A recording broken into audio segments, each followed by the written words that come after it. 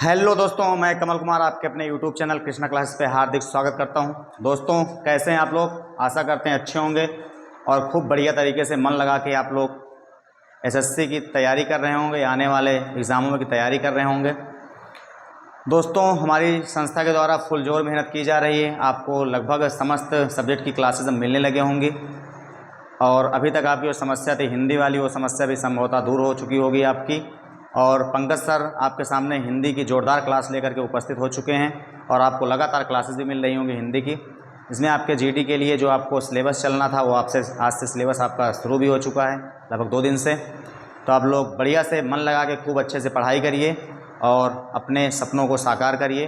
तो दोस्तों हम लोग अपनी पिछली कक्षाओं में एसएससी के क्वेश्चन सॉल्व कर रहे थे या प्रीवियस ईयर के क्वेश्चन सॉल्व कर रहे थे। तो उसी क्रम में दोस्तों हम लोग आज एक नई श्रृंखला के साथ में आए हुए हैं और इस श्रृंखला में आज आपको ज़्यादातर आपको सारे क्वेश्चन आपको स्टैटिक के पार्ट के ही क्वेश्चन आपको मिलेंगे और सबको प्रीवियस ईयर में आए हुए अच्छे क्वेश्चन हैं जिनको हम लोग अच्छे से सॉल्व करेंगे और उनमें अपनी समझ बनाते हुए, समझ को विकसित करते हुए हम लोग आगे चलेंगे। तो आइए दोस्तों हम लोग समय को वेस्ट ना करते हुए अपने क्वेश्चन की ओर और मिलते हैं हम लोग पहले क्वेश्चन से। जो क्वेश्चन की श्रृंखला थोड़ी सी लंबी है तो आप लोग जानते ही हो कि हमें थोड़ा सा समय एक्स्ट्रा लग जाता है क्वेश्चन कराने में। तो आइए दोस्तों हम लोग शुरू करते हैं और ये रहा हमारा पहला क्वेश्चन आप लोगों के सामने।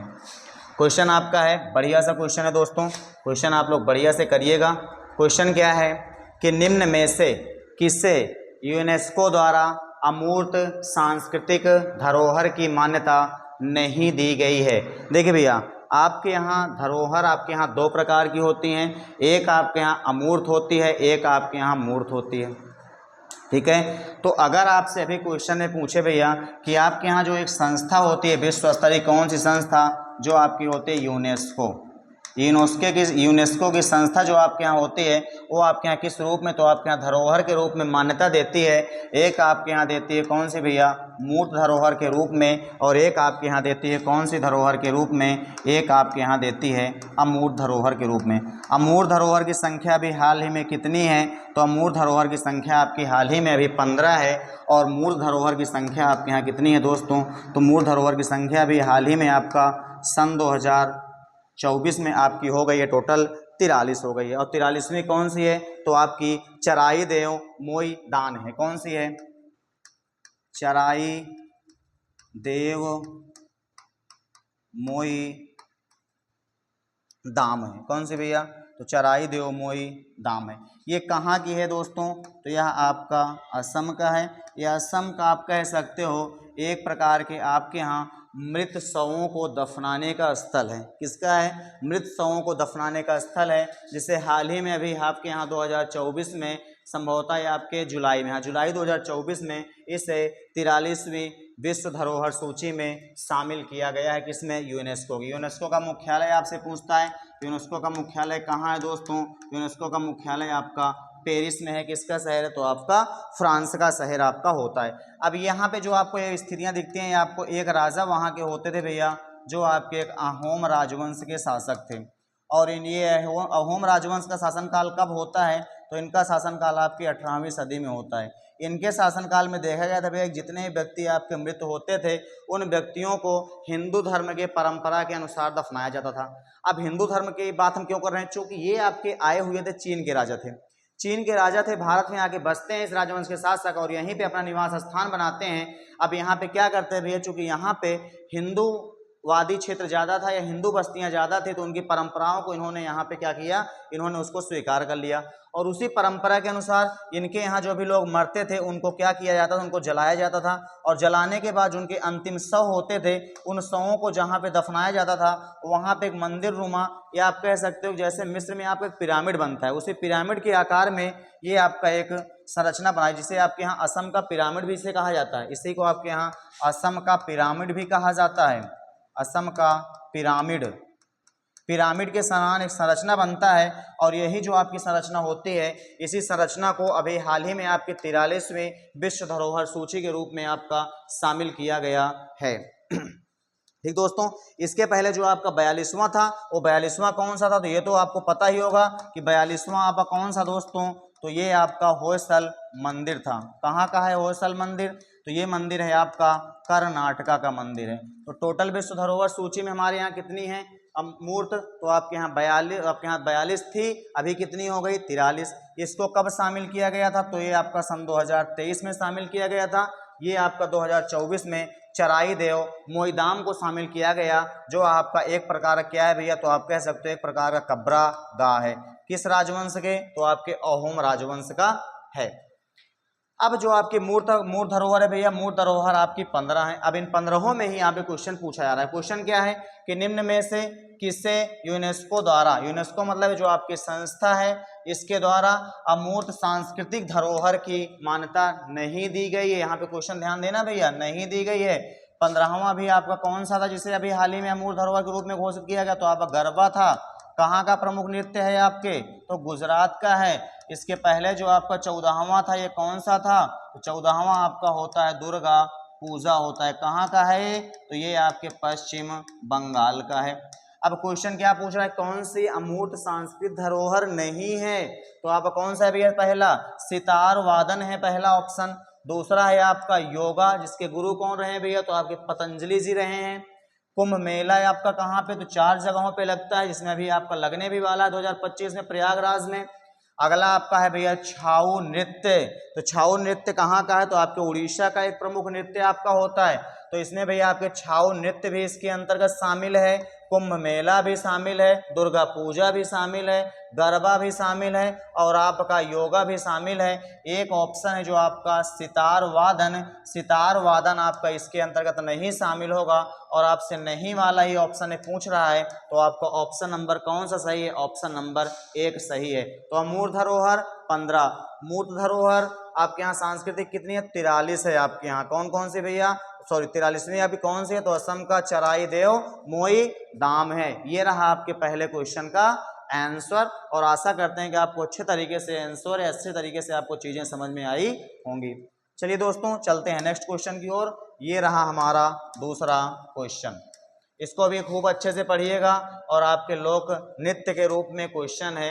एक आपका लोक नृत्य होता है, एक आपका शास्त्रीय। तो कौन सा है भैया, आपके लोक नृत्य के क्वेश्चन आपके होते हैं। क्वेश्चन क्या है कि जागोई नृत्य किस राज्य का नृत्य या किस राज्य का नृत्य रूप है। ऑप्शन है आपका ओडिशा, ऑप्शन है आपका मणिपुर, ऑप्शन है आपका आंध्र प्रदेश, ऑप्शन है आपका असम। तो दोस्तों अगर हम लोग बात करते हैं सबसे पहले कि जो आपका जागोई नृत्य है, तो जागोई नृत्य आपका कहाँ का होता है, तो जागोई नृत्य आपका दोस्तों होता है कहाँ का, तो जागोई नृत्य आपका होता है मणिपुर का। तो ऑप्शन नंबर आपका कौन सा सही होगा, तो ऑप्शन आपका होगा भैया सही मणिपुर। अब मणिपुर में और कौन सा नृत्य होता है, तो मणिपुर में एक नृत्य आपका होता है दोस्तों कौन सा, थांगटा नृत्य होता है। एक आपका और कौन सा नृत्य होता है, एक आपका नृत्य होता है लाई हरोबा नृत्य होता है। और कौन सा होता है, एक आपका पुंग चोलम होता है। कौन सा दोस्तों, तो एक आपका होता है पुंग चोलोम या पुंग चोलम के नाम से। तो 4 प्रमुख नृत्य हैं जो आपको याद करने हैं। और अगर हम लोग बात करते हैं भैया उड़ीसा में, तो उड़ीसा में आपका कौन सा होता है, तो उड़ीसा में आपका पहला छाऊ होता है। दूसरा आपका एक कौन सा होता है, एक यहीं पे आपका ओडिसी नृत्य भी होता है जो आपका शास्त्रीय नृत्य और लोक नृत्य भी आपका होता है कौन सा, छाऊ नृत्य। एक यहीं पे आपका होता है दोस्तों कौन सा नृत्य, एक आपका होता है घुमरा नृत्य। घूमर नृत्य बोलेगा तो राजस्थान और आपके यहाँ हरियाणा के क्षेत्रों में, घुमरा बोलेगा तो आपके यहाँ कहाँ पे होता है, तो आपके यहाँ उड़ीसा के क्षेत्रों में आपका प्रमुख नृत्य है। एक आपका है कौन सा दोस्तों, तो एक आपका होता है डालखाई नृत्य। कौन सा, डालखाई नृत्य।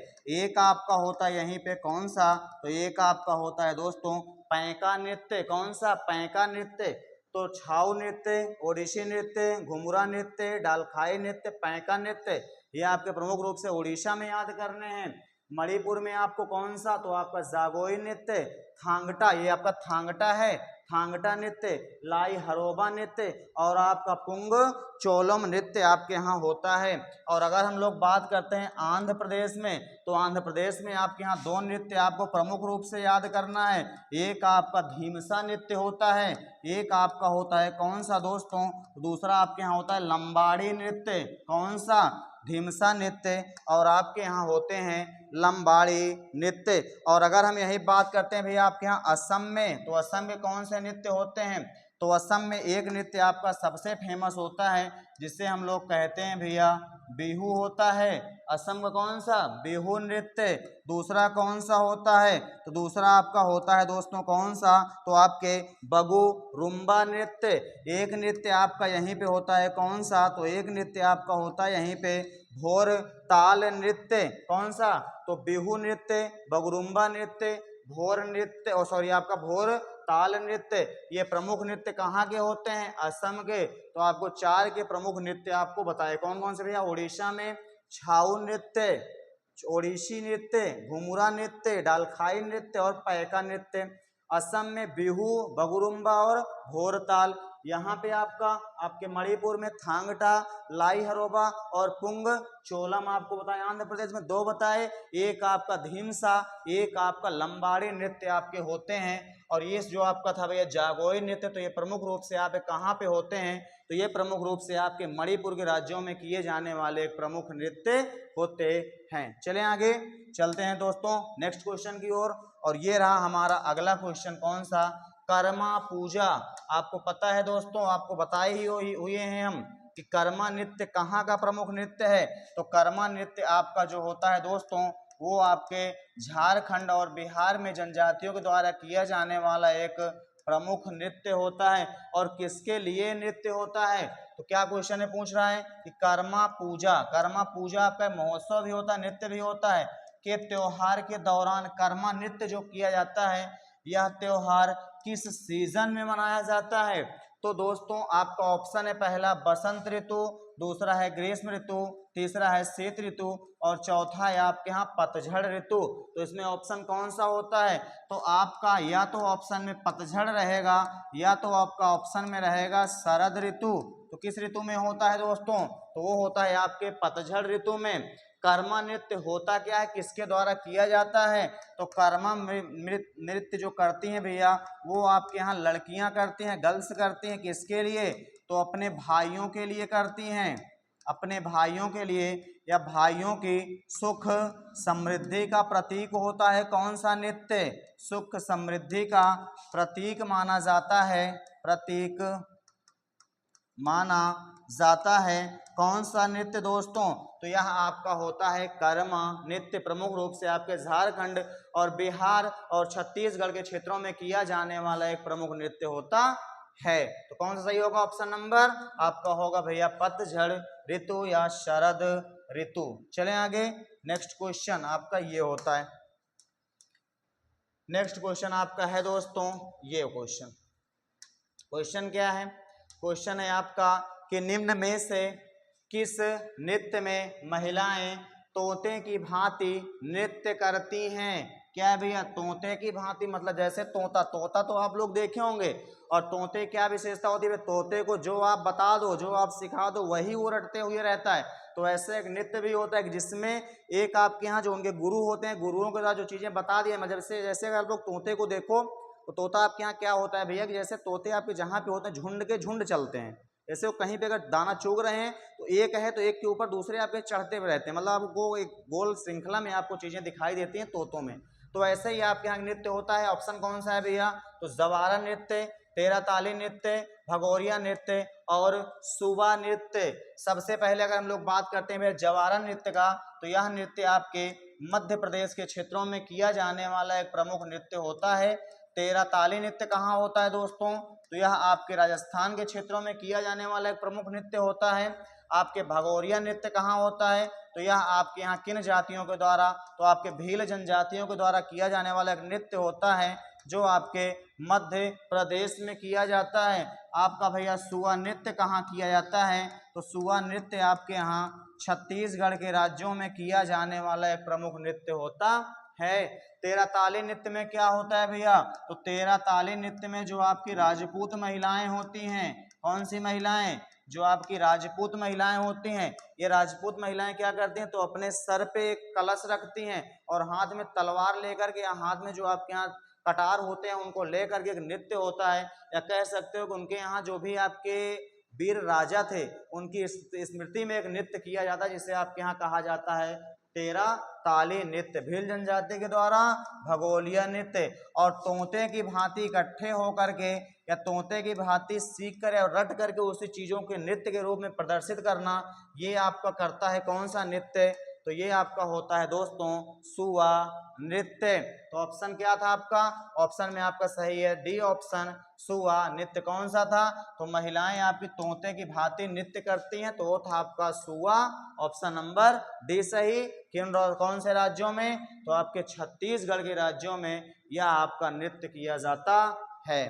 नेक्स्ट क्वेश्चन दोस्तों, चलते हैं अगले क्वेश्चन की ओर। यह क्वेश्चन है आपका फिर से पुनः लोक नृत्य से। क्वेश्चन है आपका कि मटकी किस राज्य का प्रसिद्ध लोक नृत्य होता है? या मटकी किस राज्य का लोक नृत्य है? कब पूछा गया? तो आपके CHSL में पूछा गया क्वेश्चन है। पहला ऑप्शन मध्य प्रदेश में, दूसरा ऑप्शन असम में, तीसरा ऑप्शन आपके यहाँ राजस्थान में, चौथा ऑप्शन आपके यहाँ बिहार में। तो कौन सा है भैया? तो आपको पता होना चाहिए कि मटकी आपके यहाँ, मटकी भगोरिया ये सब कहाँ के नृत्य हैं? तो सारे नृत्य आपके होते हैं मध्य प्रदेश के नृत्य होते हैं। अगर हम यहीं पे बात करते हैं भैया आपके यहाँ असम में, तो असम में अभी आपको तुरंत बताए थे कौन सा?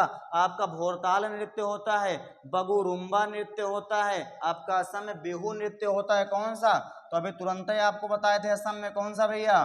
तो आपका बिहू नृत्य होता है, आपका बगुरुम्बा नृत्य होता है, और एक आपका नृत्य होता है कौन सा? भोर ताल नृत्य होता है। और अगर हम लोग बात करते हैं भैया कहाँ पे? राजस्थान के क्षेत्रों में, तो राजस्थान में आपके यहाँ नृत्य होता है कौन सा नृत्य? एक आपका होता है घूमर नृत्य होता है राजस्थान में, और यहीं पे एक आपका महोत्सव मनाया जाता है कौन सा? फूलडोल महोत्सव। ठीक है। अब यहीं पे एक क्वेश्चन आपका रज महोत्सव मनाया जाता है, रजो पर्व नहीं, रज महोत्सव, सॉरी मरु महोत्सव आप कह सकते हो, रज नहीं कह सकते हो। घूमर नृत्य, घूमर के साथ साथ एक दूसरा नृत्य आपके यहाँ होता है कौन सा दोस्तों? तो वह आपके यहाँ होता है कालबेलिया नृत्य, जिसे हम लोग किस नृत्य के नाम से जानते हैं? जिसे हम लोग कह सकते हैं नागिन डांस। और अभी ये आपके सीजन नहीं है, अभी आपको चीजें दिखाई नहीं दे रही हैं। ठीक है। एक नृत्य और कौन सा होता है यहाँ पे? एक नृत्य आपका होता है झूमर नृत्य। ये डांस आपको कब दिखते हैं? तो बारात के सीजन में खूब ये डांस आपको दिखाई देते हैं। अगला आपका कौन सा होता है दोस्तों? तो अगला आपका होता है बिहार के। बिहार के प्रमुख नृत्य कौन कौन से होते हैं? तो बिहार का सबसे प्रमुख नृत्य आपका होता है जाट जाटिन नृत्य। कौन सा? जाट जाटिन नृत्य। दूसरा नृत्य कौन सा होता है? तो दूसरा नृत्य आपको यहीं पे दिखाई देता है कौन सा भैया? एक आपको विदेशिया नृत्य दिखाई देता है, एक आपको यहीं पे दिखाई देता है कौन सा? आपको कर्मा नृत्य भी दिखाई देता है, और एक प्रमुख नृत्य यहीं का होता है आपका कौन सा? पाइका नृत्य भी आपको यहीं पे दिखाई देता है। कौन से भैया? जाट जाटिन, विदेशिया, कर्मा, पाइका। एक और होता है जोगिना नृत्य भी यहीं का होता है, लिख लीजिएगा, लिखना होगा तो। कौन सा दोस्तों? आपके जोगिनी नृत्य, जोगिना नृत्य भी यहीं का होता है। जोगिना, जाट जाटिन, विदेशिया, कर्मा, पाइका। राजस्थान में घूमर, कालबेलिया और झूमर नृत्य आपका होता है। असम में बिहू, बगुरुम्बा, भोरताल, ये कहाँ का है? और मध्य प्रदेश में आपको बताया कौन सा भैया? तो आपका मटकी एक महत्वपूर्ण नृत्य आपका होता है, मटकी नृत्य। जो और आपके भगोरिया नृत्य, भगोरिया उत्सव भी इन क्षेत्रों में आपके मनाए जाते हैं। ये आपका कौन सा था? तो ये आपका था मध्य प्रदेश। ऑप्शन में मटकी नृत्य कहाँ पे है? मध्य प्रदेश में। समझ में आया दोस्तों? चलते हैं नेक्स्ट क्वेश्चन की ओर। ये रहा हमारा छठा क्वेश्चन।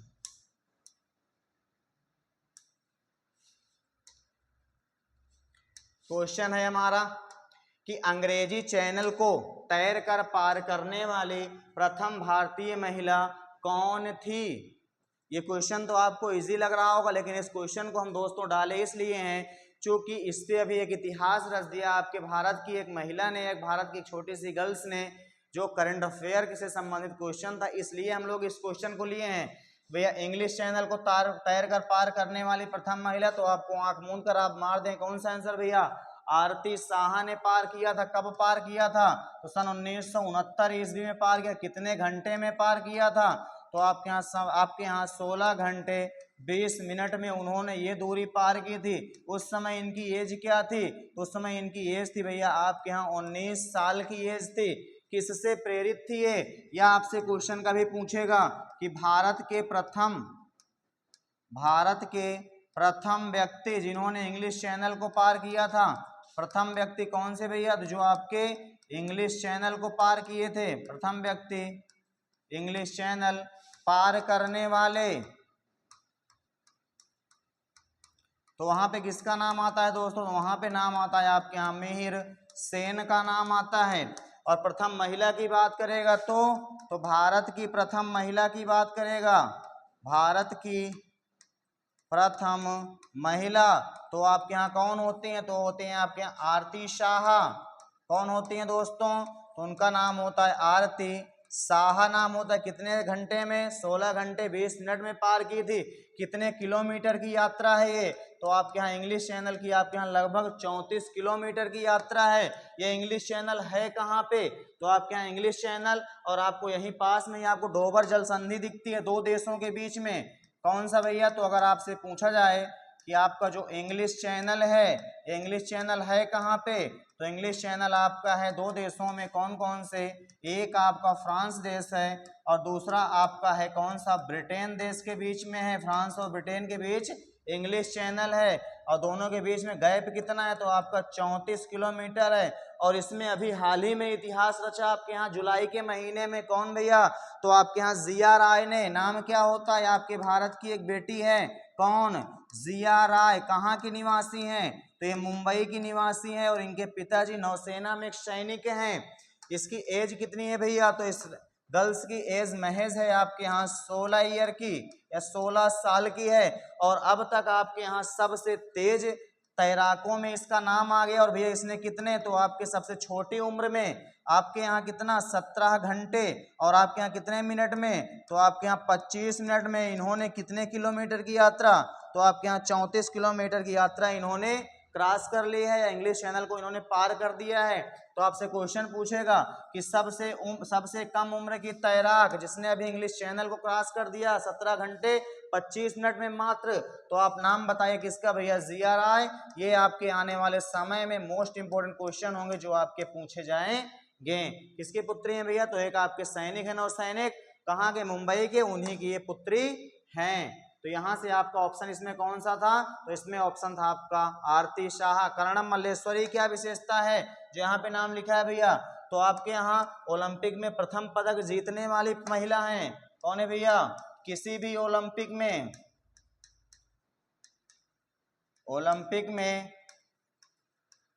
प्रथम पदक विजेता हैं। संभवतः सन 2000 में जीती थी ये, प्रथम पदक विजेता है। कौन सा आप किस में जीती थी भैया ये, तो ये आपके यहाँ जीती थी भारोत्तोलन में, वेट लिफ्टिंग में इन्होंने एक पदक जीता था। नेक्स्ट क्वेश्चन की ओर चलते हैं। ये रहा हमारा अगला क्वेश्चन। शांत घाटी आंदोलन कब 1973 ईस्वी में हुआ था। शांत घाटी आंदोलन 1973 में डैश में शुरू हुए थे या शुरू हुआ था। कहाँ पे शुरू हुआ था, भैया देखिए शांत घाटी आंदोलन, जैसा कि आपको अगर पता होगा, ये यहाँ पे आपको दिख रहा है कौन सा भैया, साइलेंट वैली कहाँ है ऑप्शन में, तो ऑप्शन है आपका केरला, हिमाचल प्रदेश, ओडिशा, आंध्र प्रदेश। तो कहाँ पे है भैया आपका शांत घाटी, तो आप केरला राज्य में स्थित होता है। आपके अन्नामलाई की पहाड़ी और आपके नीलगिरी की पहाड़ी के मध्यवर्ती वाला क्षेत्र आपका कौन सा होता है, तो यह होता है आपके यहाँ शांत घाटी। यहाँ से क्वेश्चन क्या पूछे जाते हैं, तो यहाँ से क्वेश्चन पूछा जाता है आपके यहाँ कि भैया सर्वाधिक जैव विविधता वाला क्षेत्र कौन सा है। सर्वाधिक जैव विविधता वाला क्षेत्र भारत का, सर्वाधिक जैव विविधता वाला क्षेत्र कहाँ का है भारत का, तो भारत में है भैया कौन सा स्थान, तो केरल में एक स्थान है, कौन सा, तो आपका है साइलेंट वैली का स्थान, या आपके साइलेंट वैली शांत घाटी का स्थान। अगर यहीं पे आपसे पूछेगा भैया कि विश्व में सर्वाधिक जैव विविधता वाला क्षेत्र, विश्व में सर्वाधिक जैव विविधता वाला क्षेत्र या जैव विविधता वाला स्थान, तो ये कौन सा होता है, तो ये आपका होता है अमेजन वर्षावन।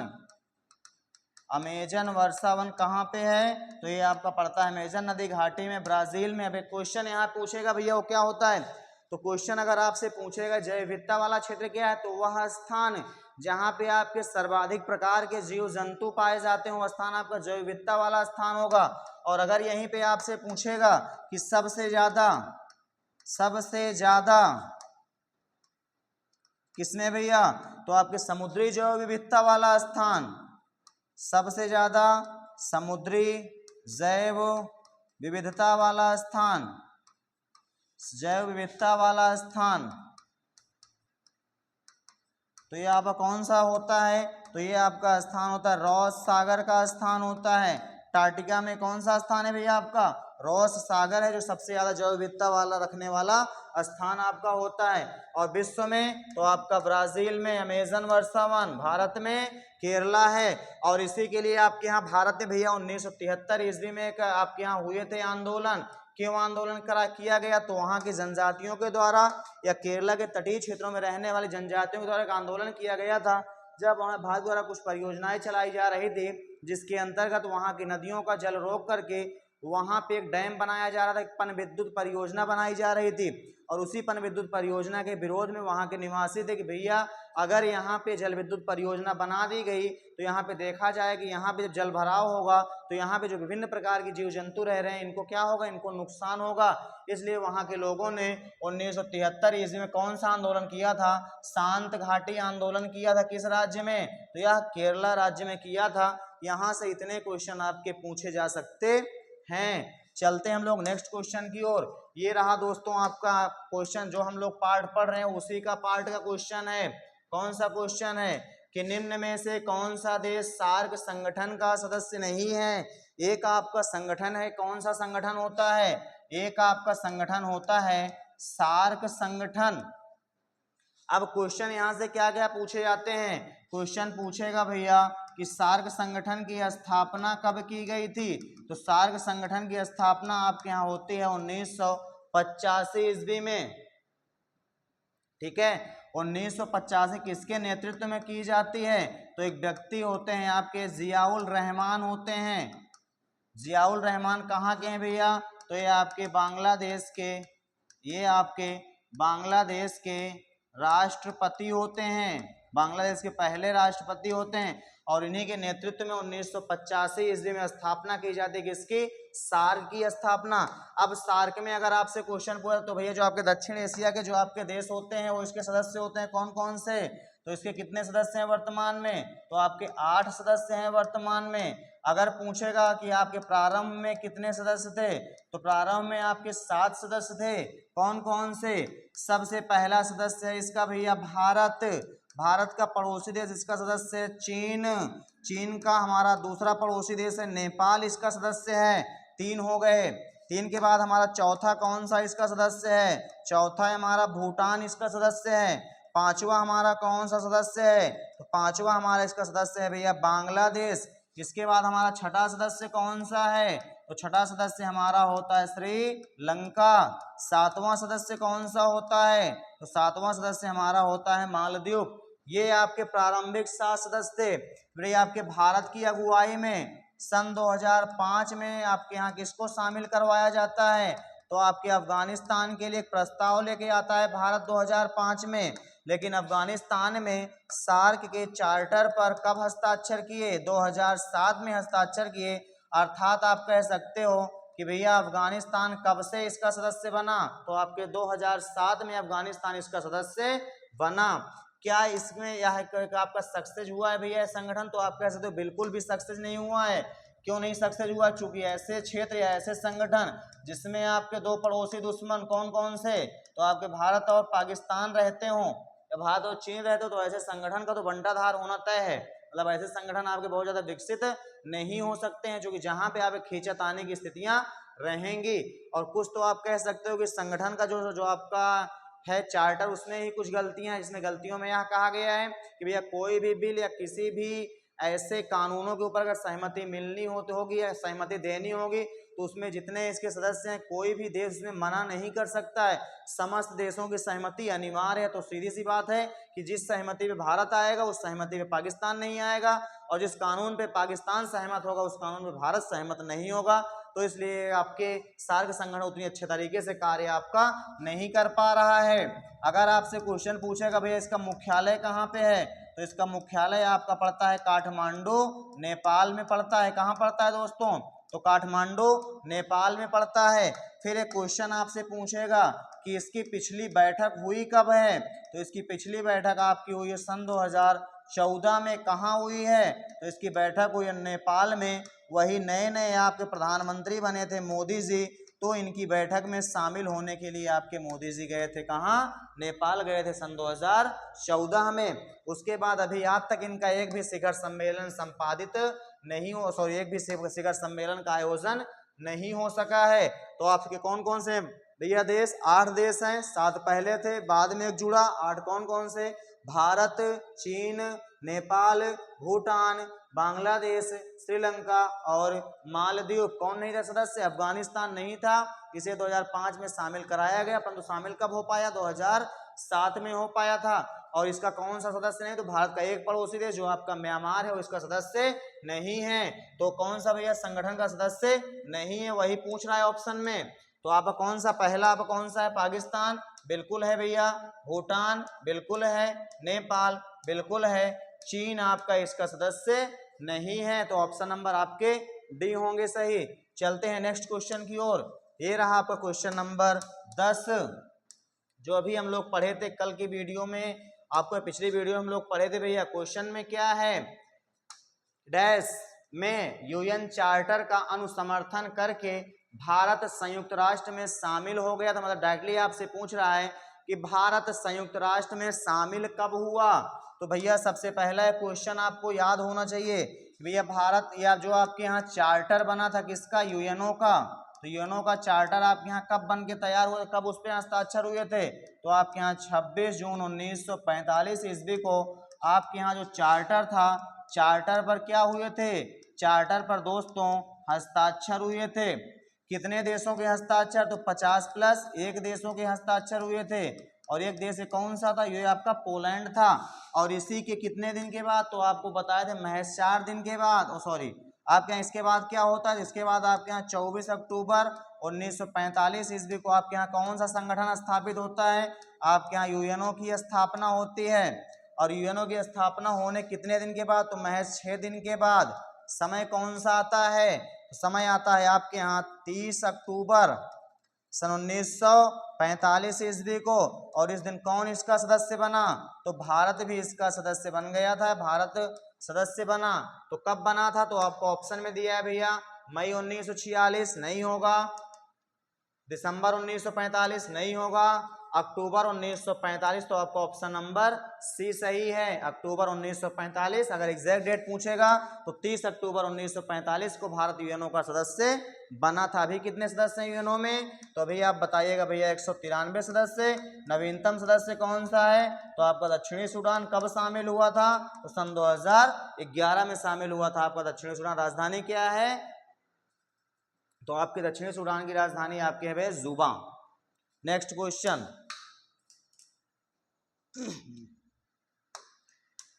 ये रहा क्वेश्चन आपका कि बैठने की क्षमता के आधार पर विश्व का सबसे बड़ा फील्ड हॉकी स्टेडियम किस देश में स्थित है।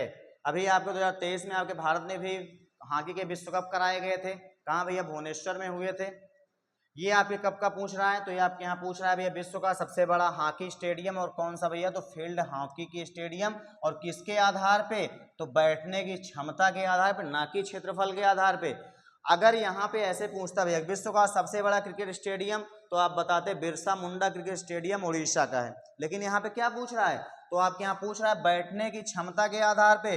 तो बैठने की क्षमता के आधार पे जो आपका स्टेडियम है कौन सा, पाकिस्तान का स्टेडियम है, वो आपके बैठने की क्षमता में सबसे बड़ा स्टेडियम है, जिसमें आपका लगभग 35,000 से ज़्यादा लोग आपके बैठ सकते हैं। जबकि भारत में जो है लगभग 22,000 के इर्द गिर्द की क्षमता का आपका है कौन सा, बिरसा मुंडा स्टेडियम। भारत में कौन सा सबसे बड़ा, तो भारत में जो आपका है वो है भैया बिरसा मुंडा स्टेडियम। किसका है, हॉकी का स्टेडियम है। और ये कहाँ पे अवस्थित है, ये आपका अवस्थित है उड़ीसा राज्य में। ठीक, यहाँ से एक क्वेश्चन अभी हाल ही के क्वेश्चन आपके वो क्या है भैया, तो एक क्वेश्चन आपके पूछे जा सकते हैं ओलंपिक के। कौन सा ओलंपिक जो अभी हाल ही में 2024 में चल रहा है, कौन सा ओलंपिक भैया? Paris Olympic. कितने मेडल भारत ने जीते हैं? तो भारत ने कुल 6 मेडल जीते हैं। ठीक है, अब यहाँ पे क्वेश्चन आपको क्या है भैया? सिल्वर मेडल 1 है, बाकी सारे यहाँ पे क्या है? Bronze medal. और यहीं पे जो हमारी टीम थी, कौन सी टीम? जो हमारी हॉकी टीम थी, हॉकी टीम ने भी कौन सा मेडल जीता है? तो हॉकी टीम ने भी आपके यहाँ ब्रॉन्ज मेडल जीता है। और इसी हॉकी टीम ने ब्रॉन्ज मेडल जीता है भैया। तो ब्रॉन्ज मेडल किसको हरा के हॉकी में जीता है ब्रॉन्ज मेडल भारत ने? तो भारत ने भैया हराया था किसको? तो भारत ने हराया था स्पेन को। स्पेन हटा तो ये आप कौन सा मेडल जीते थे? तो ये आपके जीते थे ब्रॉन्ज मेडल। और आपके यहाँ जो गोल्ड मेडल जीता था वो कौन जीता था हॉकी में? तो आपका जीता था नीदरलैंड। कौन सा देश होता है? तो आपके नीदरलैंड होता है भैया, आपका होता है नीदरलैंड। कौन सा मेडल जीता था?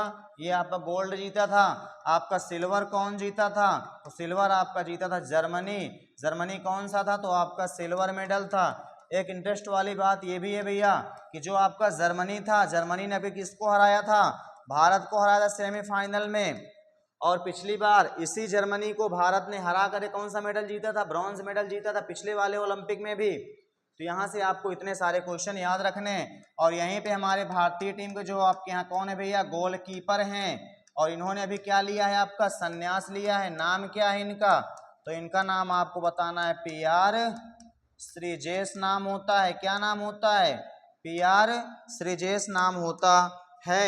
और अगर यहीं पे आपसे पूछेगा भैया कि इसके कैप्टन कौन है या कप्तान कौन है किसके? हॉकी टीम के, तो आपके हैं भैया हरमनप्रीत सिंह। हरमनप्रीत सिंह। ठीक, तो इतने सारे क्वेश्चन आपके यहाँ से पूछे जा सकते हैं भैया आपकी हॉकी टीम से। चलते हैं नेक्स्ट क्वेश्चन की ओर। तो कहाँ है सबसे बड़ा स्टेडियम? आपके पाकिस्तान में, बैठने की क्षमता के आधार पे। अगला क्वेश्चन आपका ये है भैया, ये आपके लिए बढ़िया सा क्वेश्चन है, क्योंकि मंदिर कला शैलियों से क्वेश्चन आपको दिखाई ही देते हैं। क्वेश्चन क्या है कि निम्न में से कौन सा ज्योतिर्लिंग महाराष्ट्र में एक आपका है?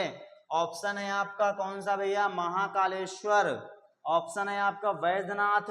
ऑप्शन है आपका गृगेश्वर, इसी को हम लोग ऐसे कह सकते हैं, गृष्णेश्वर। ठीक है भैया। और एक है आपका मल्लिकार्जुन। तो आपको पता है भैया कि आपके यहाँ कितने ज्योतिर्लिंग हैं भारत में? तो भारत में कुल 12 ज्योतिर्लिंग हैं। और 12 ज्योतिर्लिंगों में कौन कौन से? तो यहाँ पे किसकी चर्चा कर रहा है भैया? तो आपके महाराष्ट्र में पूछ रहा है। महाकालेश्वर कहाँ पे होता है? तो महाकालेश्वर आपका उपस्थित होता है भैया मध्य प्रदेश में। कौन सा? महाकालेश्वर। और एक होता है आपका ओंकारेश्वर। कौन सा?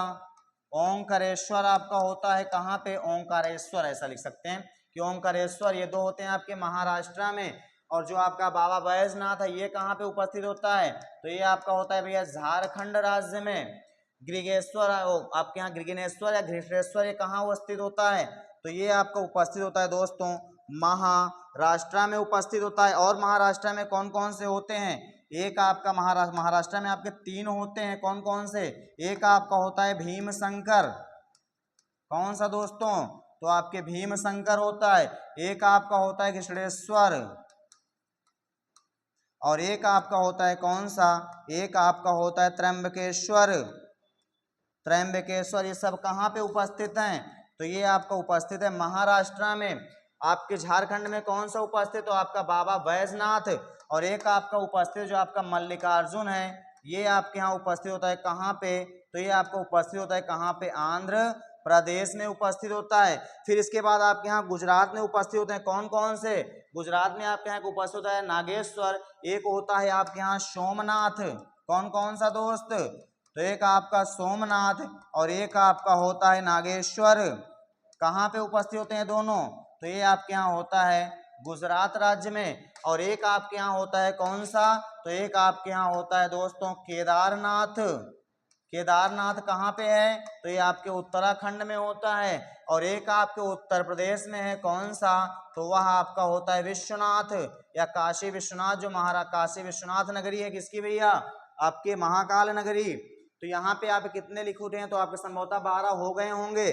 कौन सा भैया? तो आपका एक है महाकालेश्वर, ओंकारेश्वर 2 हो गए, बैजनाथ आपका 3 हो गया, इधर आपका कृष्णेश्वर 4 हो गया, मल्लिकार्जुन आपके 5 हो गए, भीमशंकर आपका 6, त्र्यंबकेश्वर आपका 7 होता है, सोमनाथ आपके 8, नागेश्वर आपके 9, विश्वनाथ आपका 10, केदारनाथ आपका 11 और मल्लिकार्जुन आपके 12 हो जाते हैं टोटल आपके यहाँ। कौन भैया? तो टोटल आपके यहाँ, सॉरी आपके यहाँ कौन कौन सा इसको साथ गिने थे क्या एक बार? तो एक बार देख लेते हैं हम लोग।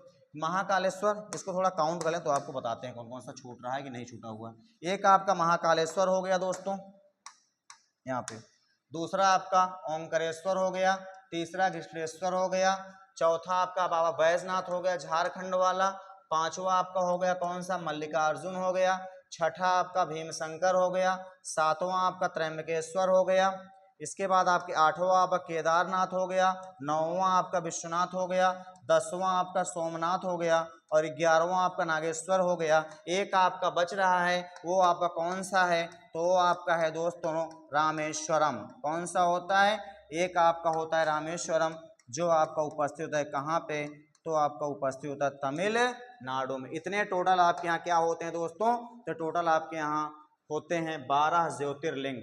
कितने? 2 महाराष्ट्र, मध्य प्रदेश में ओंकारेश्वर और महाबलेश्वर, महाराष्ट्र में आपके 3 होते हैं, भीमशंकर होता है, कृष्णेश्वर होता है और आपका त्र्यंबकेश्वर होता है।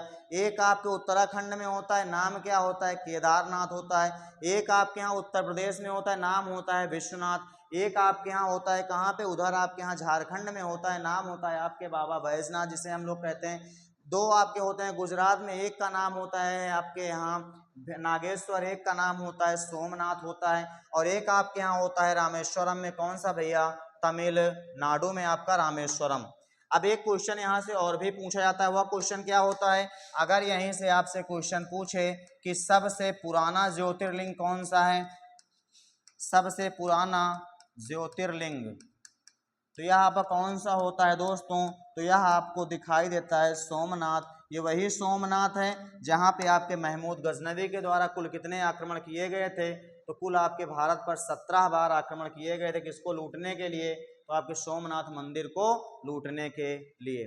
ठीक दोस्तों, चीजें आपको लगभग समझ में आ गई होंगी। तो आपका ऑप्शन इसमें कौन सा होगा? महाराष्ट्र का पूछ रहा है तो महाकालेश्वर मध्य प्रदेश, बैजनाथ आपके झारखंड में पड़ता है और इधर आपके गृगेश्वर आपका होगा, यही आपका होगा भैया कृष्णेश्वर, या आपका मल्लिकार्जुन आंध्र प्रदेश में। तो ऑप्शन नंबर आपका सी सही है। ठीक, महाराष्ट्र में है।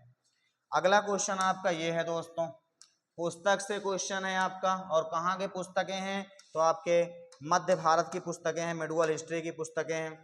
पूछ क्या रहा है कि निम्नलिखित में से कौन सी पुस्तक अकबर के शासनकाल में रज़्मनामा, या किसकी पुस्तक है ये? युद्धों की पुस्तक के नाम से अनुवादित की गई थी।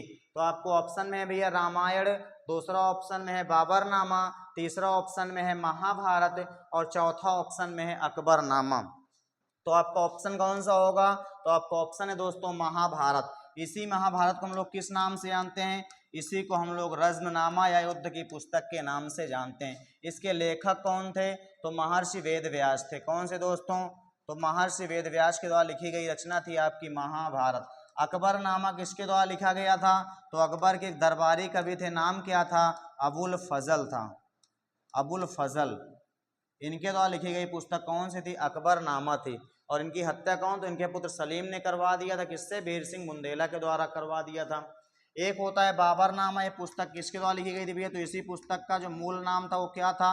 उसका था तुजुक बावरी था। इसका मूल नाम क्या था? तो इसी का नाम था तुजुक बावरी। किस भाषा में लिखी गई पुस्तक थी? तो ये थी आपकी तुर्की भाषा में लिखी गई पुस्तक थी। कौन लिखा था? तो ये आपके बाबर की आत्मकथा थी। किसकी आत्मकथा? तो आपके बाबर की आत्मकथा थी, बाबर की आत्मकथा थी। फिर बाद में इसको कौन भैया? तो इसको बाद में आपके यहाँ अब्दुल रहीम खान खाना ने, अब्दुल रहीम खान खाना ने किस भाषा में? तो उन्होंने इसे फारसी भाषा में इसका अनुवाद किया था। किसका? तुजुक बावरी का, बाबरनामा में। रामायण की पुस्तक कौन लिखे थे? तो रामायण की पुस्तक को लिखने वाले थे आपके महर्षि वाल्मीकि थे। किस भाषा में? संस्कृत भाषा में। बाबरनामा किसमें लिखी गई थी? तो पहले तुर्की में थी, बाद में फारसी में। महाभारत संस्कृत में, अकबरनामा फारसी भाषा में लिखी गई पुस्तक है। अकबरनामा किसमें लिखी गई है? तो आपकी फारसी भाषा, चूंकि मुगलों की राष्ट्रीय भाषा कौन सी थी राज की? फारसी भाषा थी। तो ऑप्शन कौन सही है? ऑप्शन नंबर सी सही है, महाभारत। चलते हैं नेक्स्ट क्वेश्चन की ओर। ये रहा हमारा नेक्स्ट क्वेश्चन, संख्या कौन सा? 13वां प्रश्न है। चलिए दोस्तों, ये है हमारा क्वेश्चन। क्वेश्चन में क्या बोल रहा है? तो क्वेश्चन में बोल रहा है कि 2011 की राष्ट्रीय जनगणना के अनुसार भारत का सबसे कम आबादी वाला राज्य कौन सा है। तो मतलब यहाँ पे आपको जनसंख्या से क्वेश्चन पूछ रहे हैं, और जनसंख्या के एक आध क्वेश्चन आपको आने फिक्स होते ही हैं किसी भी वनडे एग्जाम के लिए। अब इसमें तो आपको लगभग दिख ही रहा होगा भैया कौन सा क्वेश्चन है सबसे कम आबादी के बारे में। तो आपको ऑप्शन में दिख जाता है कौन सा? सिक्किम आपका, और तमिलनाडु, केरल, उड़ीसा पे गलत होता है। लेकिन यहाँ से क्वेश्चन और कौन कौन से पूछे जाते हैं दोस्तों? तो यह क्वेश्चन अगर पूछता है सबसे पहला क्वेश्चन कि भैया भारत में सर्वप्रथम जनगणना कब की गई थी। तो भारत में सबसे पहली जनगणना आपके यहाँ की गई थी, समय होता है 1872 ईस्वी का। किसके शासनकाल में? तो आपके मेयो के शासन। विश्व में पहली जनगणना स्वीडन में की गई थी 1749 के दशक में। सर्वप्रथम जनगणना 1872 में किसके द्वारा? मेयो के शासनकाल में। अगला क्वेश्चन क्या पूछता है भैया? तो भारत में प्रथम दशकीय जनगणना, दशकीय जनगणना कब की गई थी? तो यह आपका समय होता है 1881 का, लॉर्ड रिपन का शासनकाल होता है। अब इसके बाद आपके यहाँ जो अभी वर्तमान में जनगणना, पिछली जनगणना आपके यहाँ कब हुई है? तो अभी वर्तमान में जनगणना आपके यहाँ हो रही है। ये आपकी पहली कैसी भी कंप्यूटरीकृत जनगणना है या, ठीक है। और ये आपकी पिछली जनगणना कब हुई है? 2011 में जनगणना हुई। कौन सी जनगणना थी? तो अगर हम लोग कुल जनगणना की बात करते हैं तो कुल जनगणना का यह क्रम कौन सा था? तो ये था आपका 15वां क्रम। और अगर हम लोग 2011 की जनगणना को कहते हैं भैया कौन सा? तो आपके यहाँ स्वतंत्रता के बाद की अगर हम चर्चा करते हैं तो स्वतंत्रता के बाद का ये कौन सा क्रम था? तो ये आपका 7वां क्रम था। अब इसमें और क्या पूछा जाता है? इसमें अगर पूछा जाएगा भैया सर्वाधिक आबादी कहाँ पाई गई थी आपके भारत में, तो आपके यहाँ सर्वाधिक आबादी की बात करेगा तो सर्वाधिक आबादी आपके यहाँ उत्तर प्रदेश में। सबसे कम आबादी की बात करेगा तो सबसे कम आबादी, जैसा कि इस क्वेश्चन में भी दिख रहा है आपको, कौन सा है भैया? सिक्किम राज्य है। सबसे ज्यादा केंद्र शासित प्रदेश में आबादी की बात करेगा तो सबसे ज्यादा केंद्र शासित प्रदेश में आबादी आपकी है कहाँ पे? दिल्ली में है। सबसे कम केंद्र शासित प्रदेश की बात करेगा तो आपका दिखाई दे कहाँ पे? तो आपकी लक्षद्वीप में आपकी आबादी होती है। और क्या क्वेश्चन यहाँ से बन सकते हैं? यहाँ पे क्वेश्चन आपका पूछा था किससे? तो आपके लिंगानुपात से सबसे ज्यादा क्वेश्चन पूछा जा सकता है। लिंगानुपात सबसे ज्यादा कहाँ का है भैया? यह आपका सर्वाधिक कहाँ का है लिंगानुपात? क्या? तो आपका सर्वाधिक लिंगानुपात कहाँ का है? सर्वाधिक लिंगानुपात तो ये आपका कहाँ का होता है? ये आपका होता है केरला। कितना है? तो आपका 1084 होता है। अगर यहाँ पे सबसे कम की बात करता है, सबसे कम की बात करता है तो ये आपका होता है भैया कहाँ पे? हरियाणा राज्य में। कितना है यहाँ का लिंगानुपात? तो आपका 879 है। अगर हमारे अपने उत्तर प्रदेश की बात करता है तो हमारा उत्तर प्रदेश का लिंगानुपात कितना है भैया? तो हमारे उत्तर प्रदेश का लिंगानुपात है 902 है। कुल भारत के लिंगानुपात की बात करता है तो आपका संभवतः 933 है। क्या है? 943 943 है। ठीक है, तो उत्तर प्रदेश का आपका 902 है। तो ये प्रमुख लिंगानुपात की बात करेगा, आबादी की बात करेगा तो ये चीजें आपकी ये होती हैं। ठीक भैया, तो इतने क्वेश्चन आप कम से कम याद रखिएगा।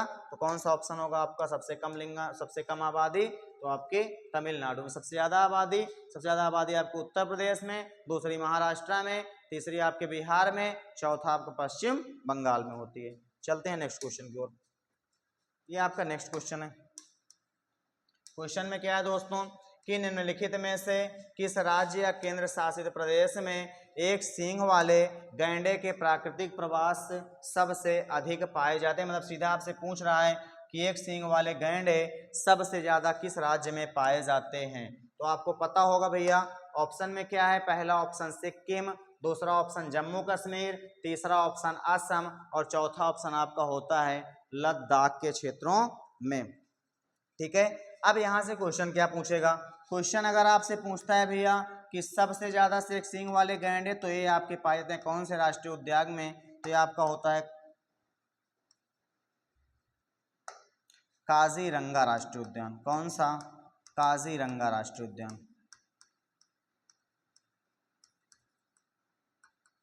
काजीरंगा राष्ट्रीय उद्यान कहाँ पे है? तो ये आपका होता है असम में। यहीं पे आप कौन पाए जाते हैं? एक सींग वाले गैंडे पाए जाते हैं। ये यहाँ से क्वेश्चन खत्म हो जाता है। तो आपका ऑप्शन कौन सा है? Option number C. लेकिन अगर यहीं से आपसे और भी क्या क्वेश्चन पूछा जाएगा भैया, अगर पूछेगा कि आपके भारत में सर्वाधिक शेर कहाँ पाए जाते हैं, सर्वाधिक शेर कहाँ पाए, तो ये आपके किस राज्य में है? तो ये आपके होते हैं भैया गुजरात राज्य में, गुजरात राज्य में। अगर पूछेगा आपके यहाँ कि सर्वाधिक हाथी कहाँ पाए जाते हैं, सर्वाधिक हाथी, तो ये आपके यहाँ कहाँ होते हैं? तो ये आपके यहाँ कर्नाटक में होते हैं। ठीक, यहीं पे एक आपके यहाँ पूछा जाता है भैया हंगुल हिरन कहाँ पाया जाता है, हंगुल नामक हिरन कहाँ पाया जाता है, तो ये आपके यहाँ जम्मू एंड कश्मीर में। और इसी जम्मू एंड कश्मीर के पास में जो आपका लद्दाख है, वहाँ पे एक आपकी चांगयापी आपकी क्या पाई जाती है? बकरी पाई जाती है। कौन सी? चांगयापी या चांगयागी इसको कहते हैं।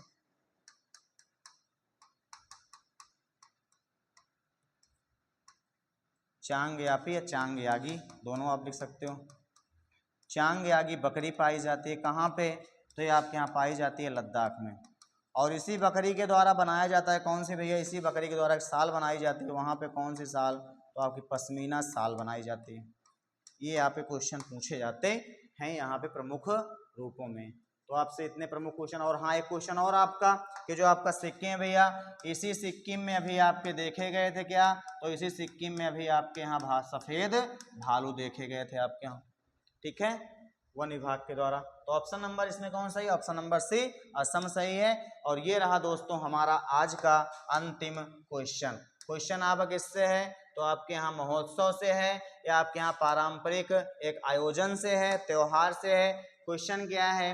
तो है स्थानीय रूप से बल्लम काली या बल्लम कली के नाम से प्रसिद्ध डैश एक पारंपरिक खेल है जिसका आयोजन मुख्य रूप से केरल में ओणम त्योहार के दौरान किया जाता है। तो ऑप्शन क्या है? नौका दौड़ है, मुर्गे की लड़ाई है, हाथी दौड़ है और आपका बुल दौड़ है या बैलों की फाइट है। तो ऑप्शन कौन सही है भैया? तो आप लोग जानते हो बेम्बाना झील में आपके यहाँ नौका दौड़ की जाती है जिसे हम लोग बल्लम काली महोत्सव के नाम से जानते हैं। अब एक क्वेश्चन अगर आपसे क्वेश्चन पूछा था, मुर्गे का लड़ाई नहीं बल्कि मुर्गे की एक आपको पढ़ाए होंगे अगर हम याद होगा, तो मुर्गे की बलि दी जाती है आपके यहाँ किस महोत्सव में? तो एक महोत्सव आपके यहाँ मनाया जाता है कौन सा भैया? सरहुल महोत्सव में मुर्गे की बलि दी जाती है।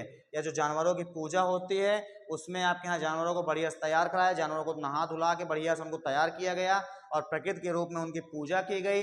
और उस प्रकृति के रूप में या प्रकृति को बलि देने के रूप में किसकी बलि दी जाती है? तो आपके मुर्गे की बलि दी जाती है।